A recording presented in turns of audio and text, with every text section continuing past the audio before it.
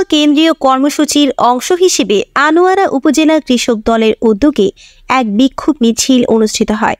আজ 15ই আগস্ট 2024 রোজ বৃহস্পতিবার বিকেলে 3 ঘটিকার সময় আনোয়ারা উপজেলা কৃষক দলের উদ্যোগে উপজেলার কৃষক দলের আহ্বায়ক সালাউদ্দিন সুমনের নেতৃত্বে এক বিক্ষোভ মিছিল অনুষ্ঠিত হয়। আনোয়ারা মেডিকেল হতে কালাবিবি দিঘির মোড়ে এসে বিক্ষোভ মিছিল শেষ হয়।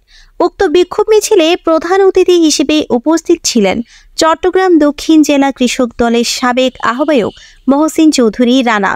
বিশেষ অতিথি হিসেবে উপস্থিত ছিলেন জেলা কৃষক দলের যুগ্ম আহ্বায়ক আব্দুল করিম, আনোয়ারা উপজেলা কৃষক দলের সদস্য সচিব মোহাম্মদ নাজিম উদ্দিন খান, চকবাজার থানা স্বেচ্ছাসেবক দলের সদস্য সচিব শহীদুল ইসলাম শহীদ, আনোয়ারা উপজেলা কৃষক দলের যুগ্ম আহ্বায়ক নুরুল ইসলাম, মোহাম্মদ আনোয়ার হোসেন, যুগ্ম আহ্বায়ক মোহাম্মদ জসিম উদ্দিন চৌধুরী, নুরুল ইসলাম সৌদাগর, মোহাম্মদ ইউসুফ, মোহাম্মদ জাহাঙ্গীর, আবুল হাশেম, আবুল মুসুর সদস্য মুক্তার হোসেন, মোহাম্মদ ফারুক, মামুনুর রশিদ, মহিউদ্দিন, আব্দুল মোতালেব, আরাফাত হোসেন, মোহাম্মদ সেলিম, মোহাম্মদ সাইফুল, আব্দুল মতিন, ফিয়ার মোহাম্মদ, মোহাম্মদ ফারুক।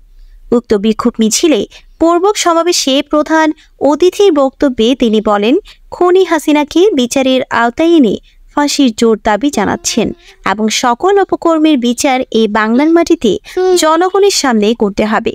যারা লুটপাট, গুম, খুন, ক্ষমতাকে অপব্যবহার করে নিজেদের এজেন্ডা বাস্তবায়ন করেছে তাদের বিচার জনগণের সামনেই করতে হবে এবং অতি দ্রুত আইনের আওতায় আনার জোর দাবি জানাচ্ছে।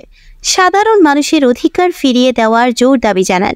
সাধারণ মানুষের জান মাল নিরাপত্তা দেওয়ার জোর দাবি জানাচ্ছেন।